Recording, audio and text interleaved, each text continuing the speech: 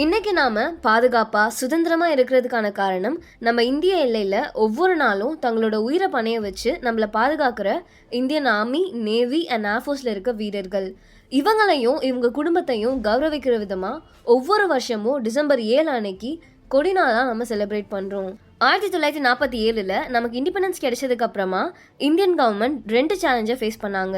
ஒன்று, 2ஆம் உலகப் போர்லேருந்து திரும்பின ஆயிரக்கணக்கான இந்திய வீரர்களுக்கும் 1947-48ல் நடந்த காஷ்மீர் ஆப்ரேஷன்ஸில் பாதிக்கப்பட்ட வீரர்களுக்கும், இன்னொன்று நம்ம இந்தியன் மிலிட்ரியில் புதுசாக சேர்ந்த வீரர்களுக்கும் தேவையான மருத்துவ உதவிகளையும், நம்ம நாட்டுக்காக தன்னோட உயிரை தியாகம் செஞ்ச வீரர்களோட குடும்பத்துக்கு தேவையான உதவிகளையும், இது எல்லாத்தையுமே இந்தியன் கவர்மெண்ட் மேனேஜ் பண்ணணும்.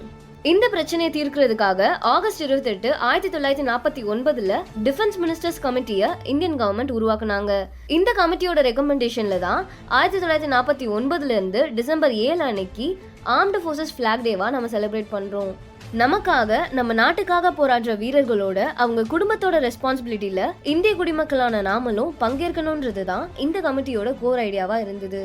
இந்த நாள்ல நம்மளால முடிஞ்ச டொனேஷன்ஸை நம்ம கிட்ட இருந்து இந்தியன் கவர்மெண்ட் கலெக்ட் பண்ணுவாங்க.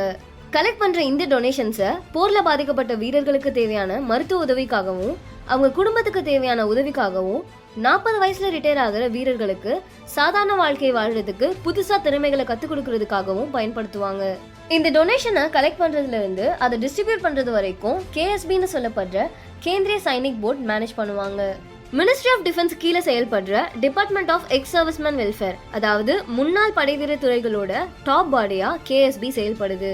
இந்த போர்டோட சேர்மனா நம்ம இந்தியாவோட டிஃபென்ஸ் மினிஸ்டர் இருக்காரு. ஸ்டேட் லெவல்ல இந்த ஃபண்டை கலெக்ட் பண்ணி KSB கிட்ட கொடுக்கறது வரைக்கும் ராஜ்ய சைனிக் போர்ட்ஸ் மேனேஜ் பண்ணுவாங்க. இந்த ஸ்டேட் லெவல் போர்ட்ஸோட சேர்மனா அந்தந்த ஸ்டேட் இல்லனா UTயோட கவர்னர் இல்லனா லெப்டினன்ட் கவர்னர் இருப்பாங்க. 1993க்கு முன்னாடி வரைக்கும் போர்ல பாதிக்கப்பட்டவங்களுக்கு, இறந்தவங்களுக்கு, அவங்க குடும்பத்துக்குன்னு தனித்தனியா ஃபண்ட்ஸை கலெக்ட் பண்ணிட்டு இருந்தாங்க. 1993ல் மினிஸ்ட்ரி ஆஃப் டிஃபென்ஸ் இது எல்லாத்தையும் ஒன்று சேர்த்து ஆர்ம்டு ஃபோர்ஸஸ் ஃபிளாக் டே ஃபண்டுன்னு கொண்டு வந்தாங்க.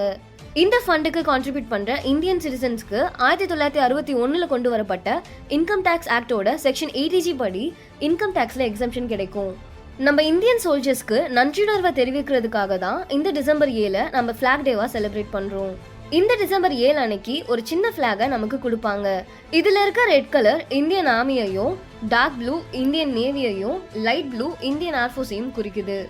ஆர்ம்டு ஃபோர்ஸஸோட ஃபிளாக் டே 2025ஓட தீம் வெல்ஃபேர் அண்ட் கிராட்டிடியூட், அதாவது போரால PTSD மாதிரியான மனதளவுல பாதிக்கப்பட்ட வீரர்களுக்கும், வீர் நாரிஸ் அதாவது போர்ல இருந்த வீரர்களோட மனைவிகளுக்குமான நலனுக்காக இந்த வருஷத்தோட இந்த நாளை நாம அர்ப்பணிக்கிறோம். இந்த நாள்ல நாம கொடுக்கிற டொனேஷன் சேரிட்டிக்காக இல்ல, நம்ம நாட்டுக்காக நாம செய்ய வேண்டிய கடமைக்காக கொடுக்கணும்.